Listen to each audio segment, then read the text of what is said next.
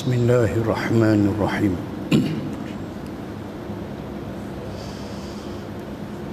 Assalamualaikum warahmatullahi wabarakatuh.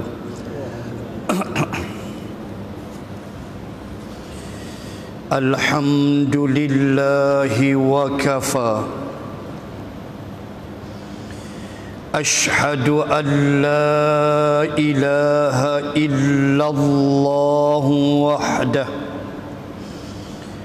la syarika lah. Wa ashhadu anna sayyidana Muhammadan abduhu wa rasuluh. Allahumma salli wa sallim ala rasulillah wa ala alihi wa sahbihi ajma'in. Subhanaka la ilma lana illa ma 'allamtana innaka antal alimul hakim. Bismillahi ma sya'allah,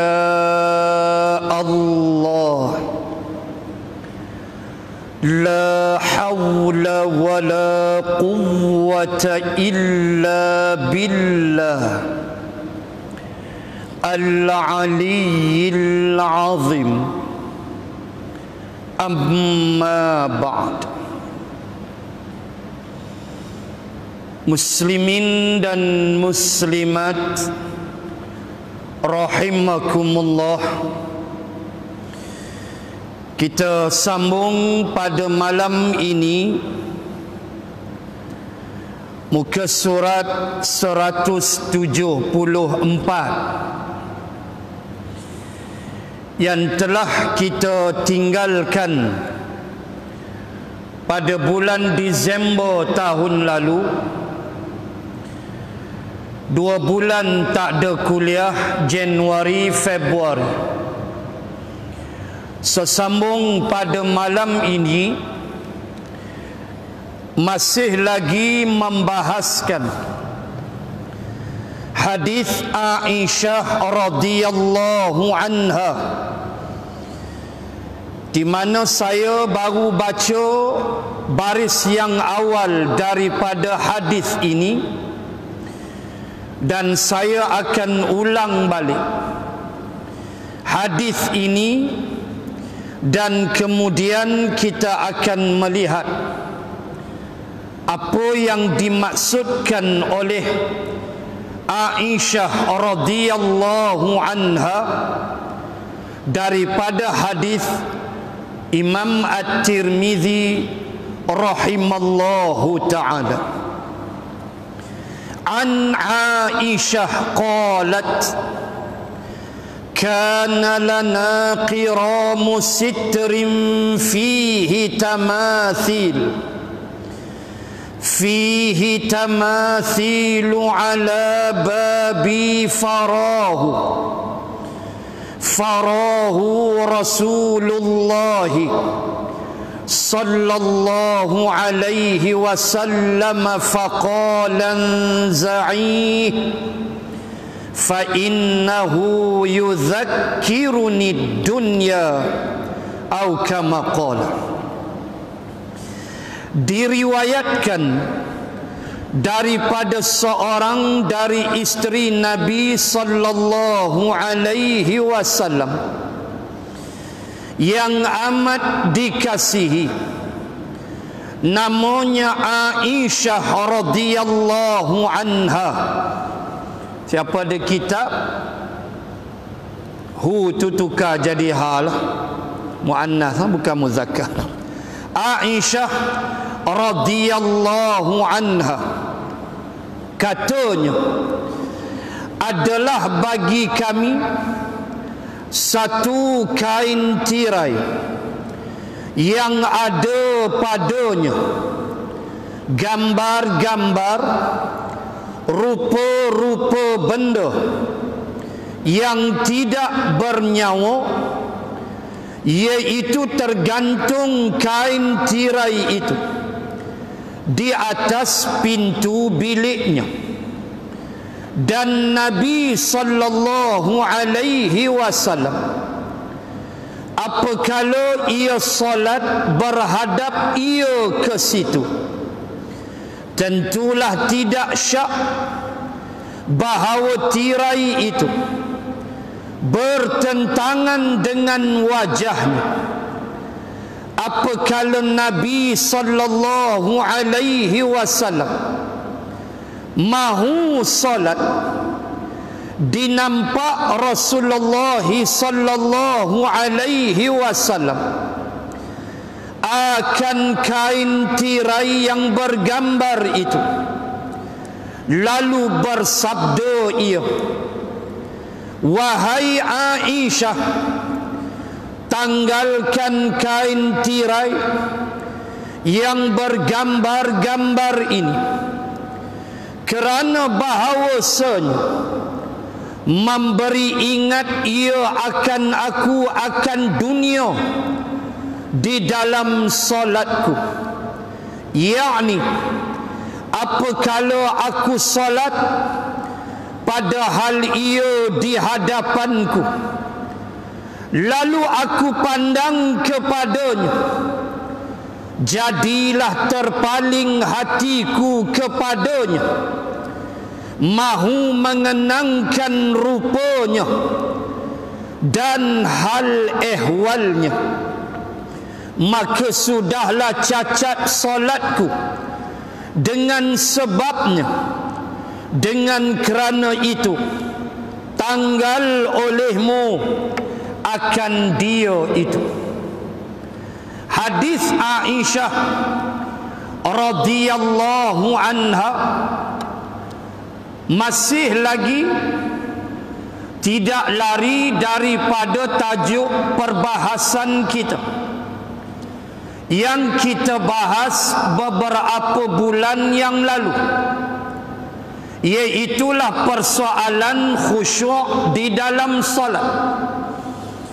Bagaimana perkara-perkara yang boleh mengganggu solat, perkara-perkara yang boleh mengurangkan pahala solat, yang apabila kita terpandang kepadanya, maka bermain-mainlah fikiran kita kepada perkara itu. Itu yang saya sebut sebelum PKP yang lepas, kuliah bulan 12, saya sebut dah, biasalah sejadah kita tu kan, gambar Kaabah, pokok kurma, itu dia mula. Kalau kita tak tumpu betul-betul pemikiran kita kepada solat, sah dah panjat pokok kurma kita. Confirm dah. Panjat pokok kurma jawab dia. Kan kurang pahala kita. Tu maksud dia. Nabi sallallahu alaihi wasallam satu hari tah bila mana Aisyah dia pasang gambar yang tidak bernyawa, gambar makhluk yang tidak bernyawa. Yang ini perbahasan dia cukup banyak. Yang tu dia haruskan, termasuk yang diharuskan fotografi. Ini Al-Qaradawi bahas gambar-gambar fotografi. Cumanya jangan diagung-agungkan. Perbahasan banyaklah.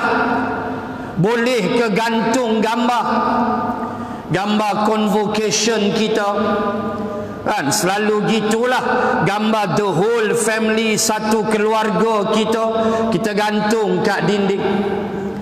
Ulama berselisih pandangan dengan mengeluarkan pandangan yang banyak. ada satu pandangan yang syadid yang terus mengharamkan, tidak membenarkan digantung gambar di dinding foto kita. Ni tak termasuk patung lah. Patung tak payah bahas lah, haram. Tak payah bahas lah. Ceritanya fotografi, kata Al-Qaradawi. Sebab fotografi dikira benda baru, zaman Nabi tak ada. Maka ulama berbahas. Maka pandangan pertama, tak payah gantung lah, senang. Simpan je lah dalam album. Kalau nak tengok, buka album. Tak apa, kata ulama. Al-Qaradawi menghukumkan harus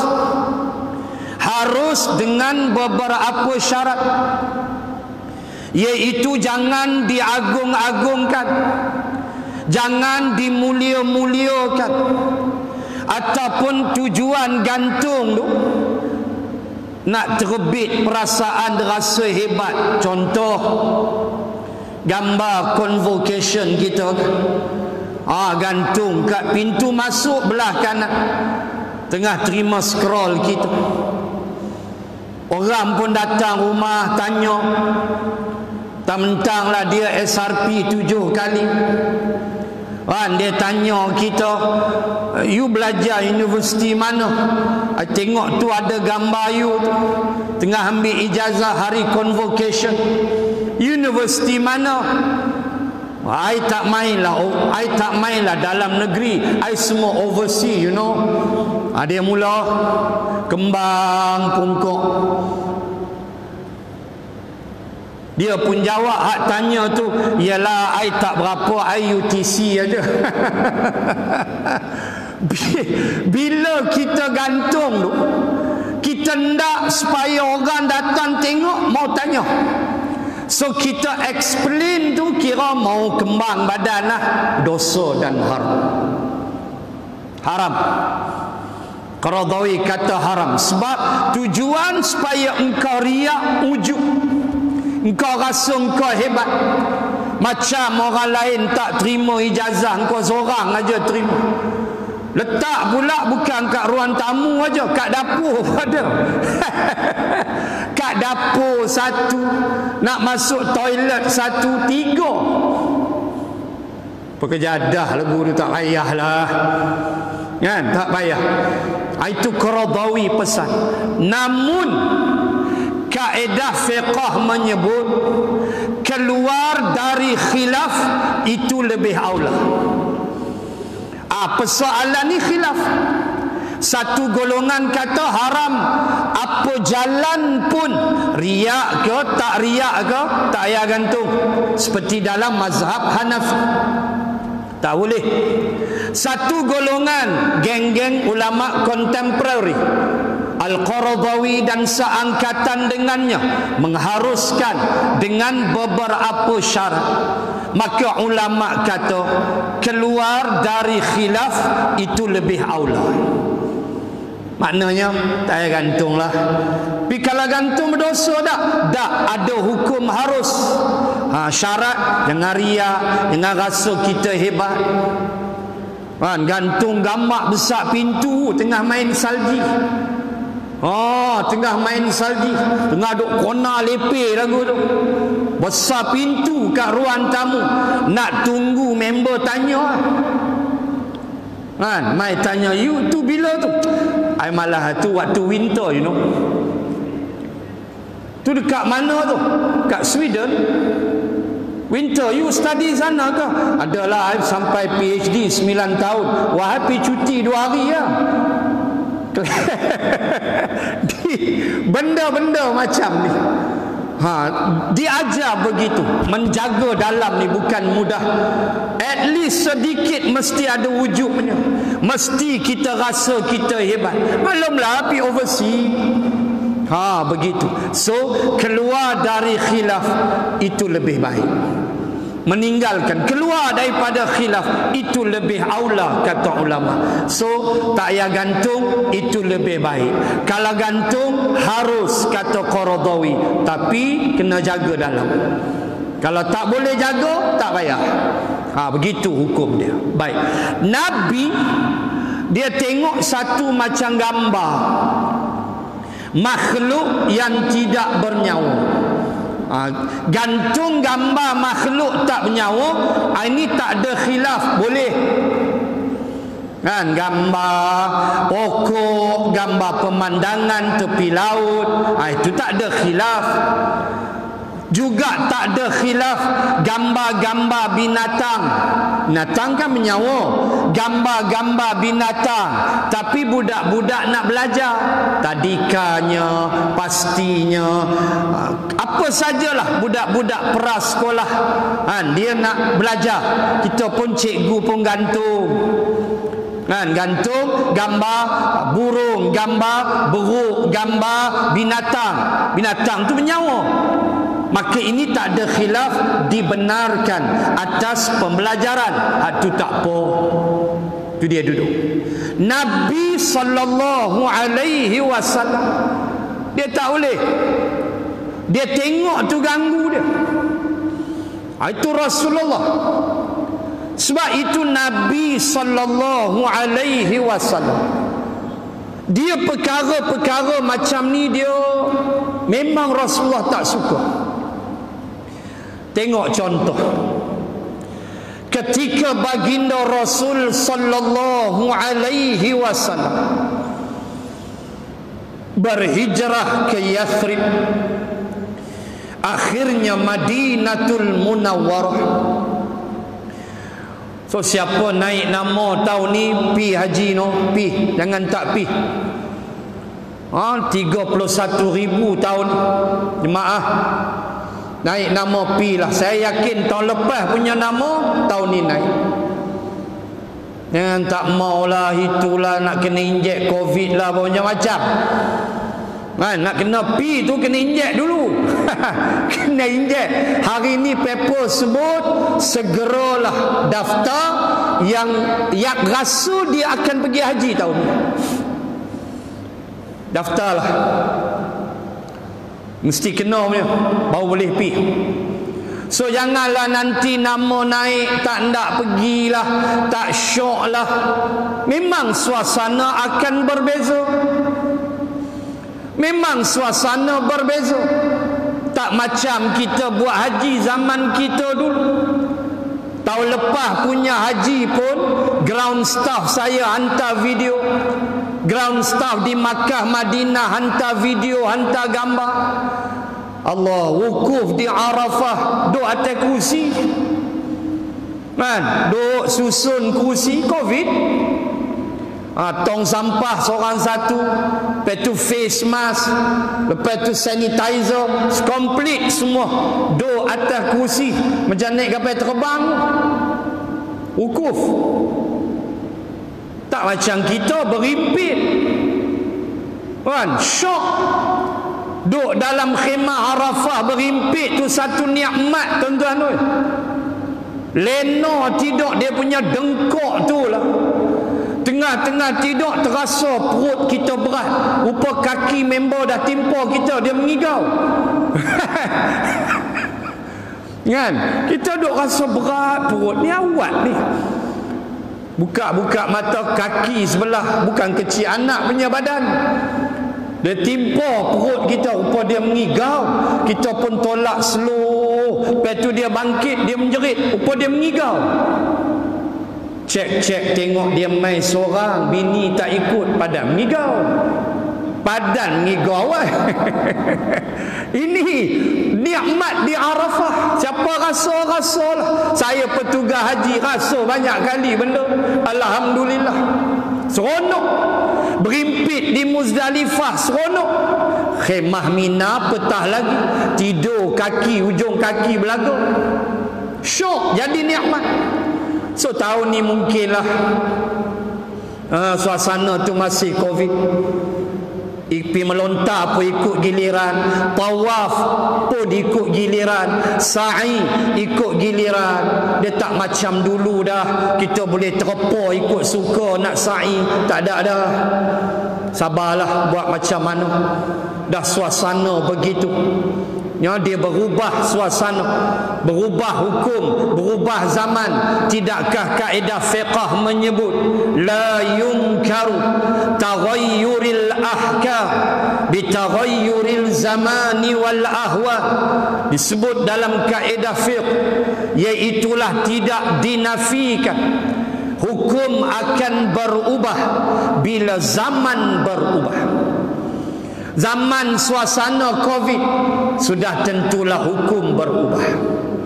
Takkan boleh berimpit-berimpit dah, tak boleh, bahaya. Nanti kluster baru pula, kluster Arafah, kluster Mina, dah bahaya nanti. Maka sudah tentulah suasana tu takkan sama. Pergi je lah. Allah pun perintah, walillahi 'alan nasi hajjul baiti man istata'a ilaihi sabila. Terima jelah panggilan Allah, sabarlah. Suasana tu berbeza, nak tawaf ikut giliran, melontar ada line dia, tak macam kita dulu melontar macam-macam style. Daripada belakang yang geng kungfu pun ada kan. Suasana tu seronok. Yang lempar payung, lempar kursi ya, mereka tak lempar. Payung terbang, selipar terbang, beg terbang. Yang tak terbang kursi ya. Kursi terbang bila mesyuarat tak puas hati tu itu kursi terbang. Tuan-tuan muslimin muslimat, bila Nabi hijrah ke Madinah, rindu kita ke Madinah. Rindu, sungguh rindu. Tak tahu nak cakap rindu dia. So siapa naik nama, pergilah. Pergilah. Itulah panggilan Allah Subhanahu wa ta'ala. Jangan tangguh, pergi. Walaupun kos akan naik tahun ni, definitely, sudah tentu kos akan naik. Baik. Bila Nabi ni, cerita Nabi, dia ada benda-benda yang dia tak suka. Itu perangai Rasulullah. Bila Nabi hijrah ke Yathrib atau Madinatul Munawwarah, selama 7 bulan, bila Nabi bergerak dari Quba, 3 hari di Quba, selesai di Quba, Nabi bergerak masuk ke Madinah. Quba dengan Madinah lebih kurang 3-4 kilometer, tak jauh. So Nabi masuk. Unta Nabi kita tahulah, zigzag unta Nabi. Semua pakak berebut tarik tali unta Nabi. Ya Rasulullah, mai singgah rumah saya. Rumah saya ada ayak nira, contohlah. Depa iklan makanan di rumah. Ya Rasulullah, mai rumah saya, dia ayak nira, saya burger goreng, contoh. Lepas tali unta, jalan unta, mai lagi seorang pegang. Ya Rasulullah, rumah saya macam-macam boleh makan, mai singgah. Nabi biar. Nabi biar. Nabi kata biar unta ni. Dia diperintah oleh Allah. Di mana dia berhenti, aku berhenti. Maka unta Nabi berhenti di tapak rumah, di tepi beti-beti rumah Abul Ayyub Al-Ansari radhiyallahu anhu. Siapa biasa masuk Masjidin Nabawi, especially Muslim, bila kita lintas Rasulullah, kira kita daripada Babu Salam, senang faham. Kiblat, so makam Nabi situlah. Makam Nabi situ, kiblat, Babu Salam situ. Senang faham. Babu Salam sana Babun Baqi', pintu Baqi'. Masuk Babu Salam, kita berjalan, Rasulullah situ makam, ni kiblat depan Masjid Nabawi. Kita lalu, kita pun Assalamualaikum ya Rasulullah, macam-macam lah kita doa. And then kita keluar Babun Baqi'. Bila kita keluar Babun Baqi', potong sebelah kanan, jangan jauh sangat. Potong sebelah kanan, pandang belah kanan ada satu pintu warna coklat. Tempat tu sekarang tempat pengurusan jenazah, mandi mayit situ. Pintu papan coklat itulah tapak rumah Abul Ayyub Al-Ansari radhiyallahu anhu. Itulah tapak rumah dia. Sekarang jadi tempat menguruskan jenazah. Baik. Nabi duduk di rumah Abul Ayyub Al-Ansari. Lama mana? 7 bulan. 7 bulan duduk rumah Abul Ayyub. Rumah dia 2 tingkat. Abul Ayyub Al-Ansari dan isteri perintahkan Nabi duduk di atas. Oh, Rasul, tuan-tuan.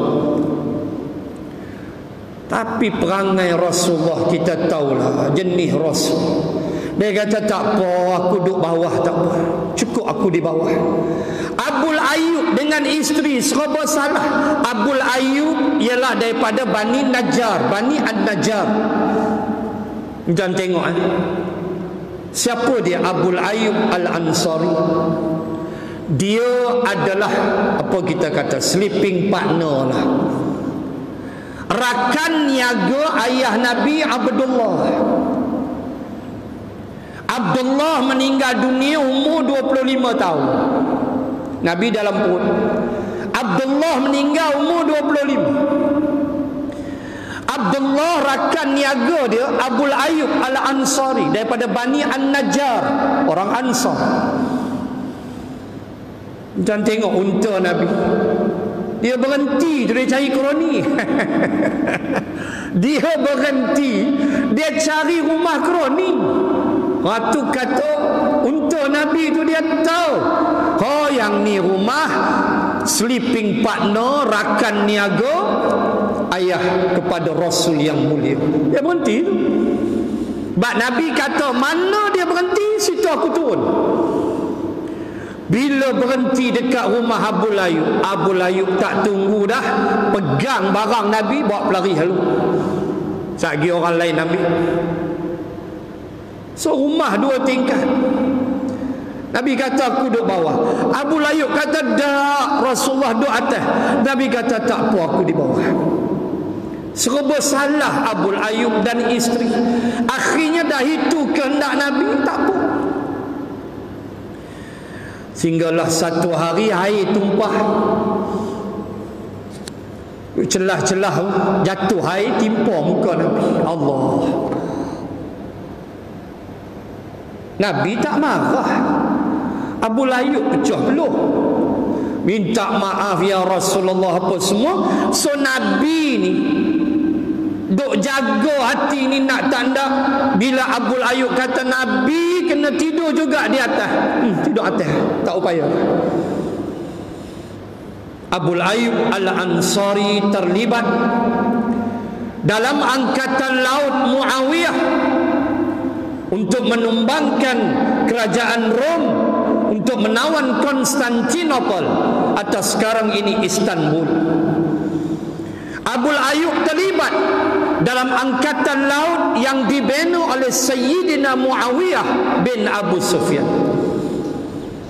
Pergi untuk mengalahkan Rom, walaupun gagal, karena Allah telah memilih Sultan Muhammad Al-Fatih daripada kerajaan yang hebat ini.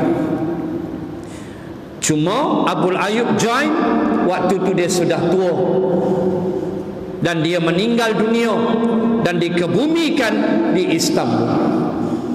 Allahu Akbar. Itulah kehebatannya. Dan bagaimana Abul Ayyub Al-Ansari bila Nabi duduk rumah dia, ni nak cerita benda yang Nabi dia tak suka. Begitu. So tiap hari Abul Ayyub dan isteri masak makanan. Kadang-kadang sahabat pergi hantar makanan.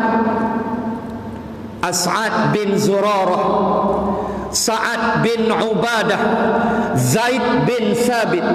Dilaporkan dalam sirah, inilah 3 sahabat yang paling kerap menghantar makanan untuk Nabi selama 7 bulan Nabi di rumah Abu Ayyub Al-Ansari, walaupun Abu Ayyub masak.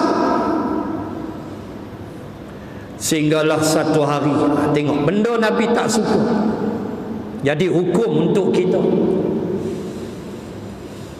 Abu Ayyub macam biasa, pagi-pagi dia akan hantarlah sebelum Nabi keluar.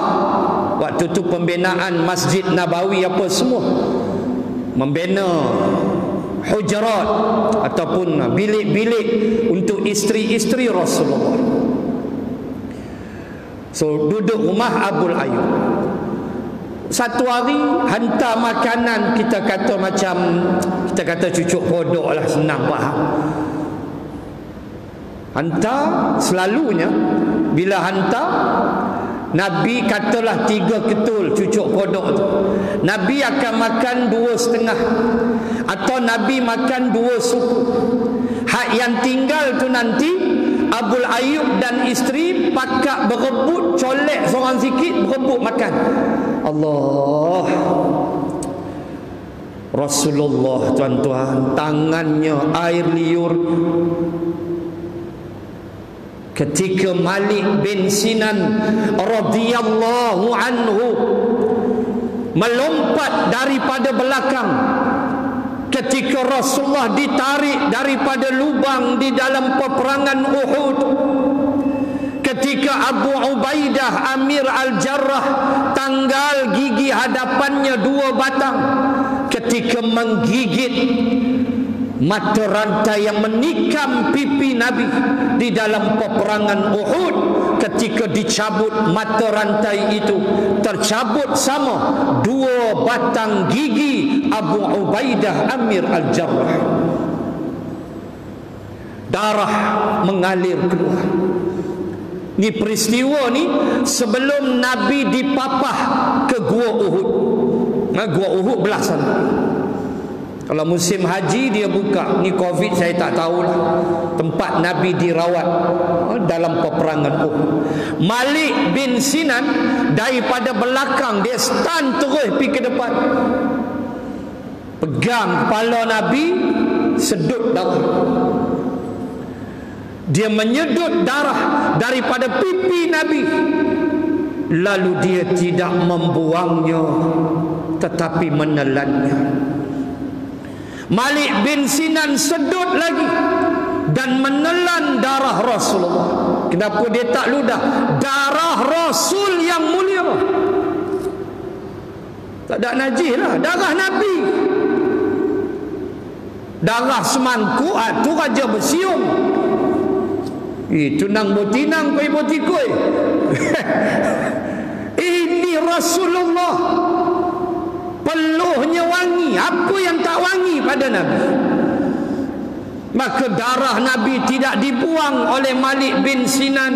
Dia menelannya, disedutnya, ditelannya, sehingga Nabi bersabda, mana-mana manusia yang darah bercampur dengan darah aku, haram neraka untuknya. Nabi declare waktu tu juga. Allahu Akbar. Ini Rasulullah.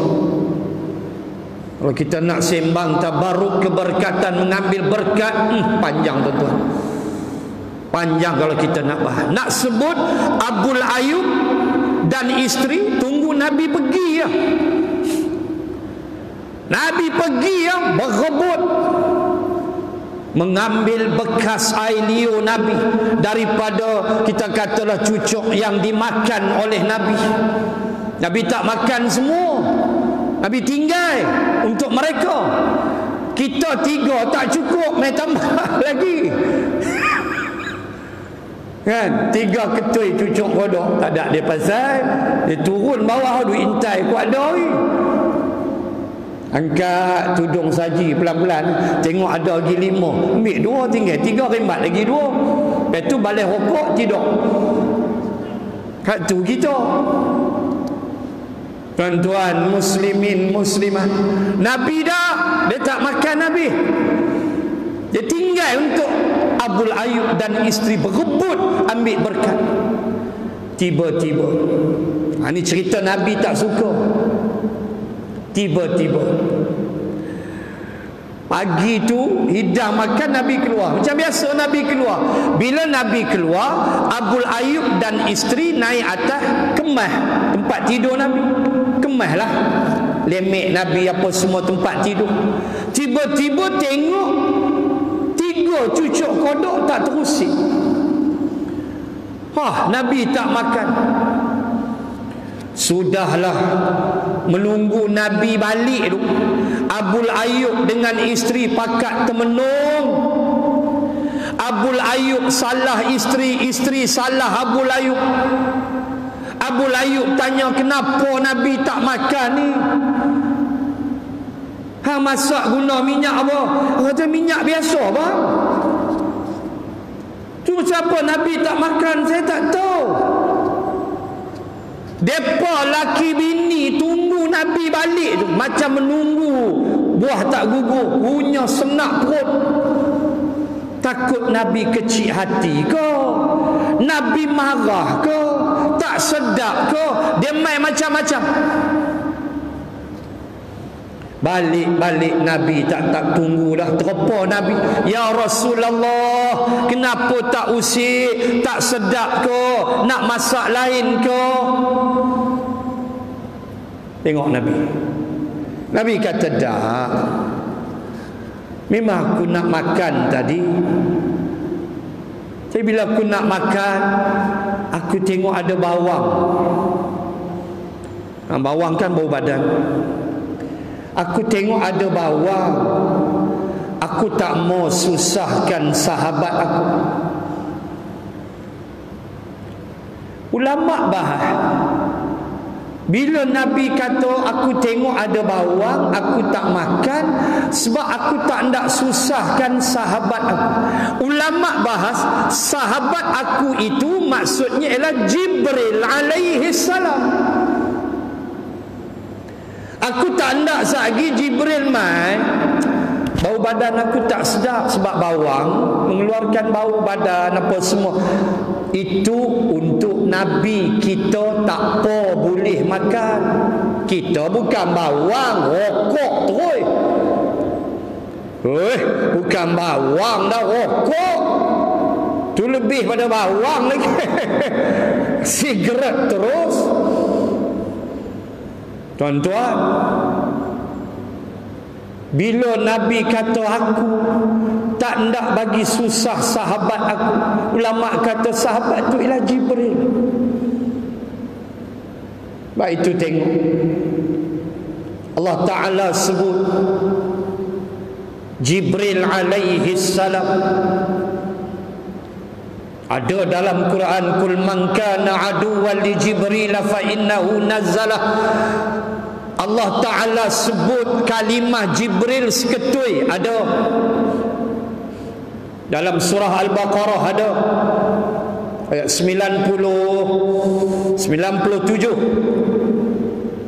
Ada kalimah Jibril. Ada kala Allah sebut dalam bentuk dhamir, ganti nama. Allah cerita aja, tapi tafsir menyebut itulah Jibril. Allamahu syadidul quwa dhu mirratin fastawa wa huwa bil ufuqil a'la thumma dana fatadalla fakana qaba qausaini aw adna fa auha ila 'abdihi ma auha ma kadzabal fuadu ma ra'a. Di awal surah An-Najm, surah 53 pada juzuk 26.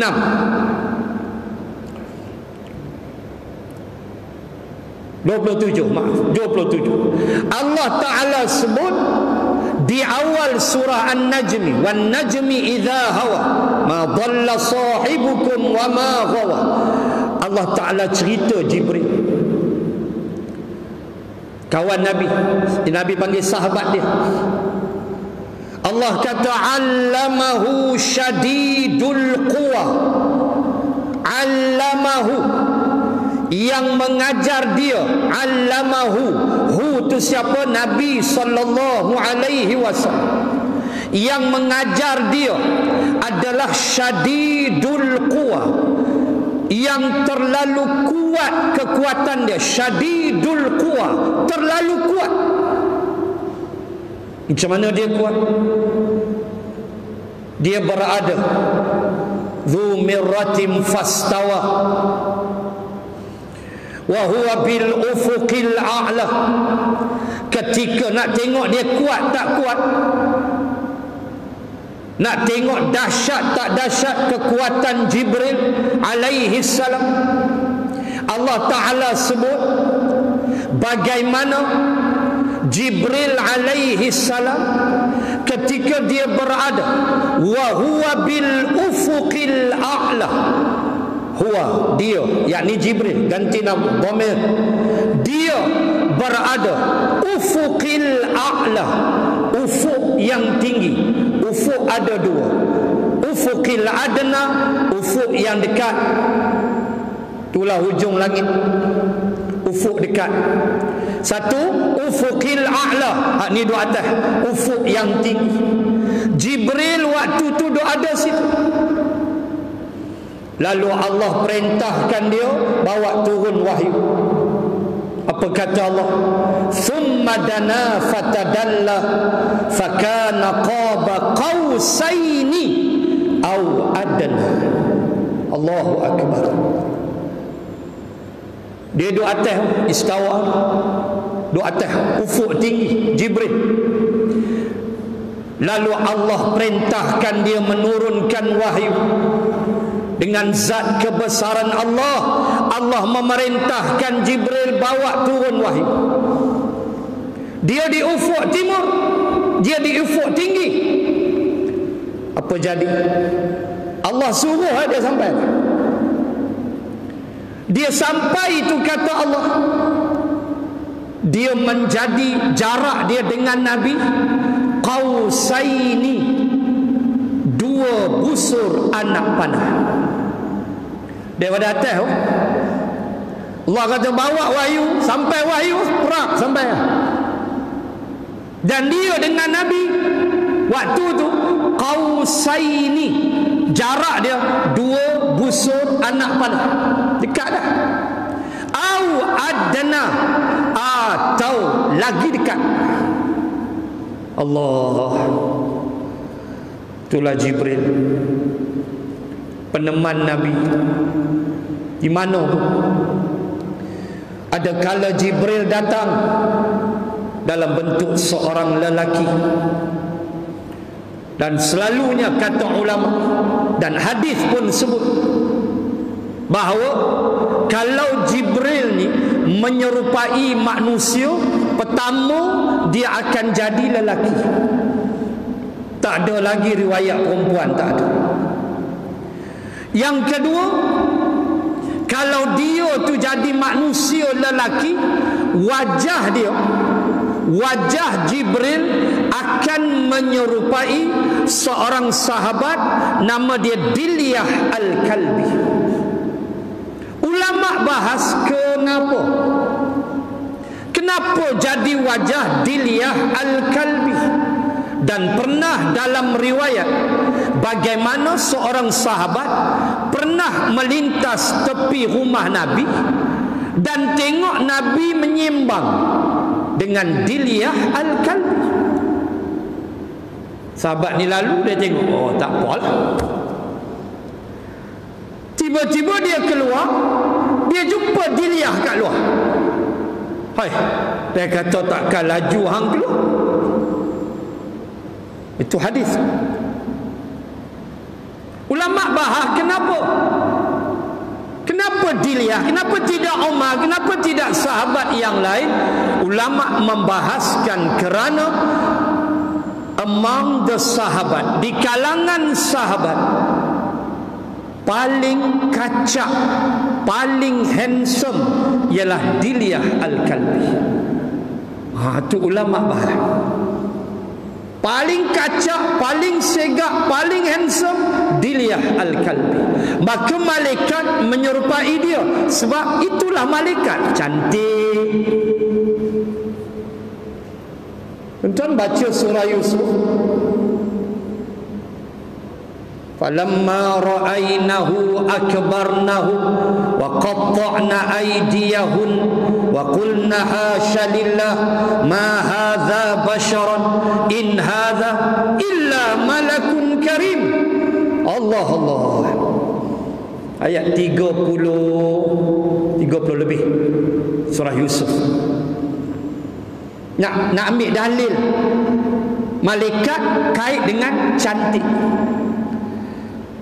Ketika perempuan-perempuan bangsawan Mesir yang telah diberikan pisau sikin, diberi pisau, diberi buah, potonglah. Wa qalat ikhruj alaihim, ketika itulah Zulaikha memerintahkan Nabi Yusuf supaya keluar di balik tirai. Bak Zulaikha naik angin, rahsia dia bocor. وراودته التي هو في بيتها عن نفسه وغلقت الأبواب وقالت هيت لك قال معاذ الله إنه ربي أحسن مثواي innahu la yuflihuz zalimun. Baca surah Yusuf. Perancangan Zulaikha untuk melakukan kerja hudud dengan Nabi Yusuf akhirnya dapat tahu oleh pihak istana. So kena cover lah, kena tutup mulut. Raja marah. Raja suruh Zulaikha bertaubat. Innaki kunti minal khati'in Yusuf a'rid an hadha wastaghfir li dhanbiki innaki kunti minal khati'in. Ketika raja berpaling kepada Nabi Yusuf, raja kata, Yusuf, a'rid an hadha. Makna bahasa kita, jangan duk diam, jangan duk bising no, diam sudah, habis kurang begitulah. Malulah raja bini dia. Kira buat tak tahu dah lah, gitu. Let bygone be bygone lah, kata orang putih. Tuan-tuan, muslimin muslimat, dia paling pada bini dia. Hang bertobat. Innaki kunti minal khati'in. Sebab anda buat salah. Okeylah, tutup, senyap. Mulut orang, tuan-tuan, orang Melayu habaq dah. Mulut tempayan boleh, mulut orang tak boleh. Kira nak cakap ya. Maka malu Zulaikha bila datin-datin, orang-orang besar bangsawan menyembang, Zulaikha gatai, bini raja gatai, tak ada kerja, laki ada, gatai kat budak dia. Zulaikha kata, han tak tengok Yusuf lagu mana? Aku duduk dengan dia sejak aku beli dia di pasar, membesar dalam istana aku. Hampa boleh sembang, hampa tengok sekali, tengok apa jadi. Itu yang dia panggil ke istana, dia buat majlis koktail, dia buat majlis makan orang besar-besar. Itu yang ringkas cerita-cerita malaikat. Dah bagi makan, biasalah course by course kan, orang besar-besar makan. Ada main course, last sekali dessert lah, aiskrim ke, adalah kuih-kuih sikit, biskut apa ke, adalah sikit. Waktu potong buah itulah dia suruh Nabi Yusuf melintah. Tuan tengoklah, Allah kata, falamma ra'aynahu akbarnahu.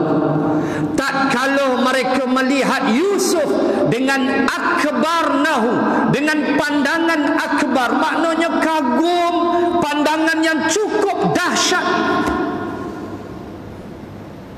Wa qatta'na aydiyahun, lalu mereka telah melukakan jari mereka. Kami potong tangan tu.